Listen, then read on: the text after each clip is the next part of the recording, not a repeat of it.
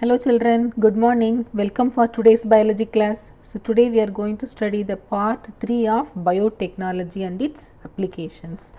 So today we are going to see pest resistant plants that is due to RNA interference. So previous class we studied regarding BT cotton, BT plants and all. So today we are going to study the pest resistant plants, how it can be developed by RNA interference. A nematode called Meloidegein incognita, it infects the roots of tobacco plants and it causes reduction in yield of the plant because of its infection. Okay, so this was prevented by a process called RNA interference. We call that as RNAi.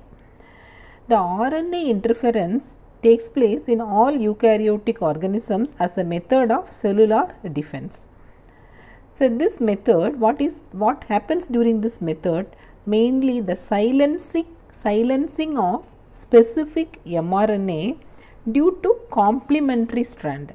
So because of that, it results in the production of dsRNA. dsRNA is double stranded RNA. When the RNA becomes double stranded, they won't be able to produce protein. And the translation of mRNA will be prevented. That you call that as silencing. Already we studied children, I think you remember this mRNA, it is single stranded, that is the messenger RNA, it carries the information for translation.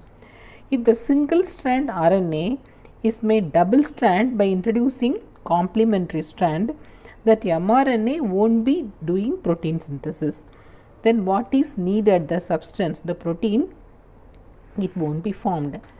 So then in that case the organism won't be able to survive because they are not able to produce the essential protein. So this is the way. So that's why by making double stranded mRNA we can do silencing process, that you call that as RNA interference.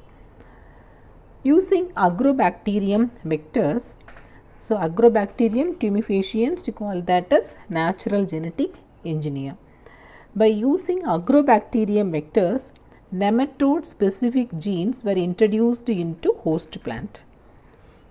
Introduction of DNA we are introducing in that way, it produces both sense and antisense RNA in host cells.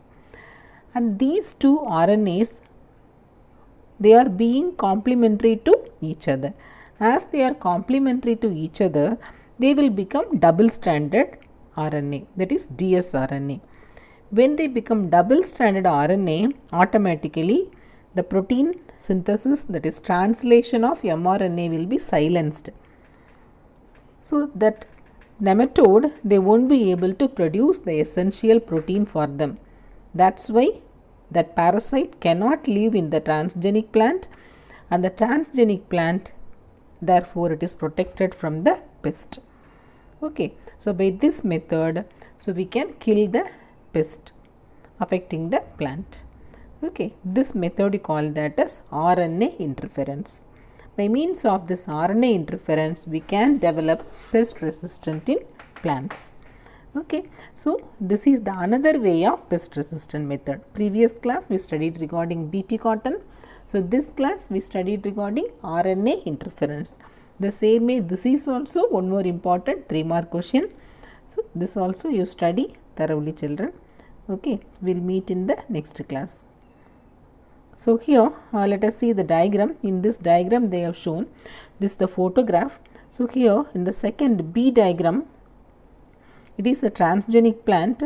So here there is no infection. So here you can see the infection, but here there is no infection because the nematode, because of the method, RNA silencing method, RNA interference method. So the pest has been it is controlled here. In this diagram it has been shown. Okay, I hope you must have understood whatever we studied in this class. We'll meet in the next class.